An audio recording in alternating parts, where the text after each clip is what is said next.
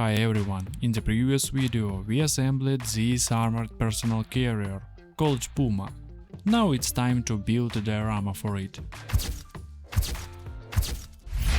As with any diorama, everything starts with creating the base. This time I decided to experiment a bit and use a frame like this. It gives the piece a neat and finished look. To raise the composition and easily form the terrain, I first cut a piece of foam to fit the frame. This gives the base the needed height and makes shaping the ground much more convenient. I am using a regular knife for cutting, since I don't have a special tool yet. Even so, it's manageable, you just need to be careful and patient.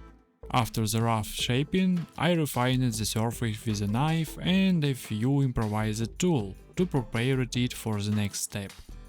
This time I tried out a new product, which I bought from a local hobby store. I was curious to see how it would perform compared to the paste I usually use. Surprisingly, it was pretty easy to work with. I didn't run into any issue while applying it. However, it doesn't have a downside. It dries really slowly. Once the paste has set a bit, I began adding extra elements: stones, a fallen tree and an old stump. These little details help build the right atmosphere, because idea behind the thing is simple. This Puma is moving down an old, damaged forest road and runs into an obstacle. Someone has tried to build an improvised crossing using boulders and fallen tree. That's the moment I wanted to capture in this composition. Since the ditch cutting through the road ended up too deep, I had to apply another layer of texture paste. This helped not only to shape the broken road better, but also to fill all the gaps and spaces between elements. This step is important for realism. If the objects are sitting on top, they look like they're floating. But once you sink them slightly into the paste, you get a sense of weight and natural integration into the thing. To add even more depth, I used stone of various sizes. Big ones aren't enough on their own. Small stones bring extra realism and make the thing feel more alive, just like in nature. Again, I made sure to press each piece slightly into the paste, both to secure it and to make it look like it belongs there. After the second layer had dried a bit, it was time for one of my favorite parts – shaping the dirt road. I have to give credit to the new texture paste here. It worked great for simulating wheel tracks. Just look at this, with a simple stick you can make deep, expressive tire marks. While working, I thought it would be great to pour some epoxy resin into those roads later on. To create puddle or mud, I'll definitely try that in the next steps. Once the road was finished, I moved on to the next stage, adding greenery. Not everything went perfectly, so I placed the vegetation in a bit of a chaotic pattern, following the flow of the thing. Unfortunately, I couldn't use my static grass applicator, I just don't have grass in the right scale. So instead, I used pre-made bushes I had prepared earlier. And I decided to place them where they fit best. For additional greenery, I used some preserved moss I bought about a year ago. Even though it looked more like something from jungle, I felt it fit the theme nicely. A little wildness is exactly what this kind of forest setting needs. A day has passed, everything has dried well, it's time to prime. As usual, I use WWII primer. Despite its slight shine, it applies well, and later it will be covered with matte acrylic layers, so that's not a problem. After the entire surface was primed and dried, the diorama is ready for the next stage – full painting process. First, I started with the vegetation. I initially used camouflage green from ICM, but almost immediately realized that I had chosen a color that wasn't quite right. It turned out to be too saturated, and I wanted the vegetation to be more subdued than the main object of the diorama. Yes, it slightly reduced the realism of the thing, but it enhanced the visual impact and makes the vehicle stand out more. So I added a bit of Dectan from Vallejo to the camouflage green and did highlights on the foliage. After this, the airbrush work was done. Any other work with my foliage will be done with a brush. So let's move to the ground. I mixed black and chocolate brown from Vallejo, adding a bit of Dectan, so the shade wouldn't be too dark and would allow me to use dark wash later. The resulting color harmonizes well with the greenery, accentuates the surface texture, and honestly, I was really pleased with the result. The relief of this diorama looks very cool, so I can say this texture paste is very good. While the base was drying, I returned it to the vegetation. Using a simple brush, I added light accent, mixing camouflage green with a bit of Dectan and a bit of German bright camo green. I went over the edges of the leaves and brushed to add volume and light. Small details, but the scene becomes much more lively. While the vegetation was drying, I switched to the other details. The first was the old stamp, which made in Blender and printed with my FDM printer.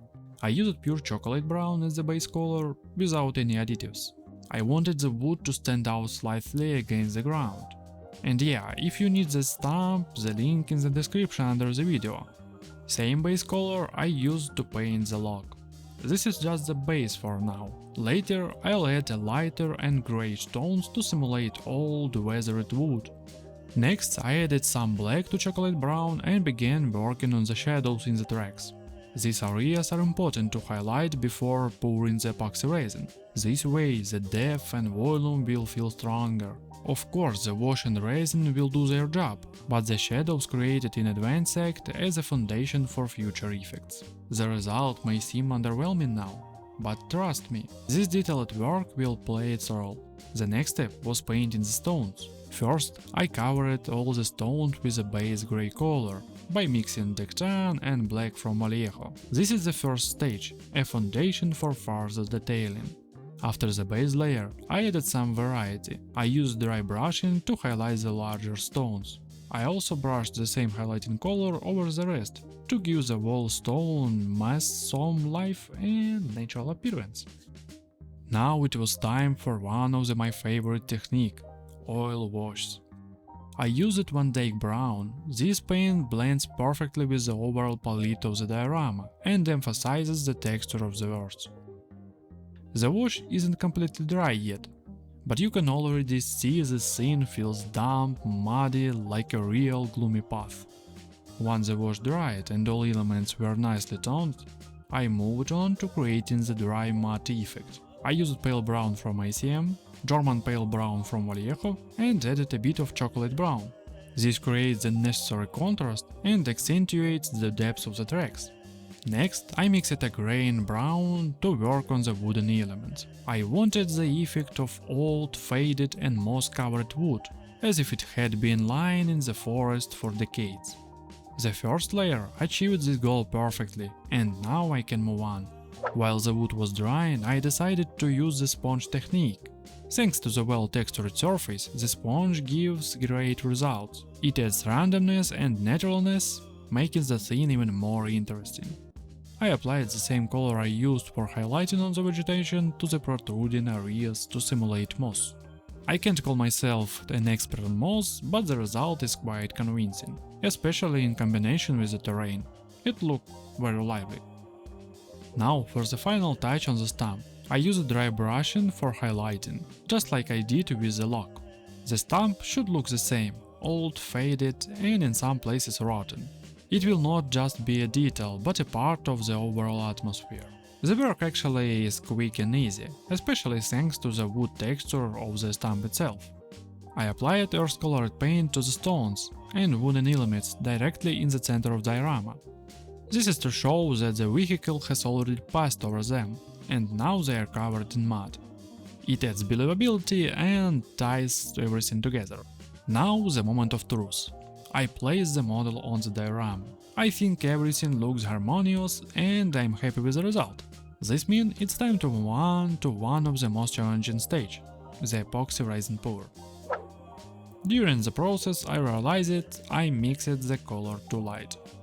Unfortunately, I only realized this after pouring the resin when it started to set. I should have added more brown tones, maybe even a bit of green, then the puddles would have looked more realistic. Transparent puddles on a muddy road, let's just say it's a controversial choice. A day later, the resin completely dry. There are some drips and overlaps, not perfect but acceptable. It's something I can work with. And by work with, I mean correct the mistakes. So armed with a brush, I began fixing the flaws, both my own and ones introduced by resin. In some places it's spread where it shouldn't have, in others there are unnatural glows, and some of the top layers that shouldn't have been visible were covered. After a few minutes of work, the result already looked much better. For now, I'll only fix the main rod and a couple of small details. I haven't touched the area where the armored vehicle will stand. It will be covered anyway. This section of the rod still needs some texture paste to prevent the Puma looking like it's levitating over ground. Yes, I made a mistake, I shouldn't have settled the model deeper into the roots and even pressed it slightly, but what's done is done. Mistakes are part of the process, you know.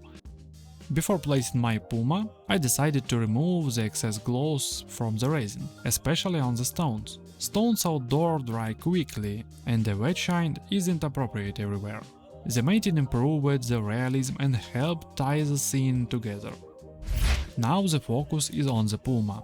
The model is still too clean, and during painting I didn't apply much weathering. So it's time to dirty it up. We need to add mud. I want it to look like a part of the diorama, not just random elements. At this stage it's simple, I need to spray the model with the mud droplets in different shades, darker and lighter. This helped me achieve a natural effect. Then I apply texture paste to the wheels to simulate wet mud sticking to them. The same process is repeated for the other side of the Puma. Now the model is glued to the diorama. Once the glue has dried, I add more texture paste to integrate the model with the base. Yeah, in some places it will cover the epoxy puddles, but that's okay. These details will either be adjusted or simply remain hidden under the model. The left wheels are simple, just a bit of paste and everything's fine. But on the right side, one wheel is levitating. That's not good, so I decided to add a small wooden lock there.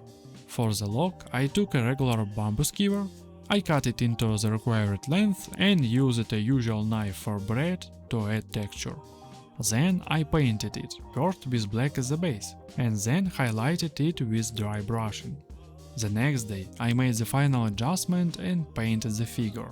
Unfortunately, I didn't film this part, I just wanted to work in peace, so you won't see the process, but here is the result. I would rate it a 6 out of 10. After so long break, I think it's a good result for me. Especially considering that this Puma is a very cheap Chinese model. But honestly, it's workable. It's competitive if you add a few tweaks, 3D printed details, tarp to hide the weak spots, and of course a bit of model knife magic. Overall, the work turned out well, I didn't waste my time and most importantly, I enjoyed the process. And that's the essence of our hobby, isn't it? As always, this was Vlad from the No Quality Dioramas channel. Subscribe to the channel, hit the thumb up and be sure to comment. I value your opinion. If you want to support my creativity, you can check out my Patreon page. If you want my 3D models, visit my page on Call3D. There are both free and paid models available. And don't forget about the promo code YouTube29. Get a discount equal to my age for the next 6 months. Hey! Thanks for watching, my friends. Take care of yourself and your loved ones. That's the most important thing. See you soon. Hugs.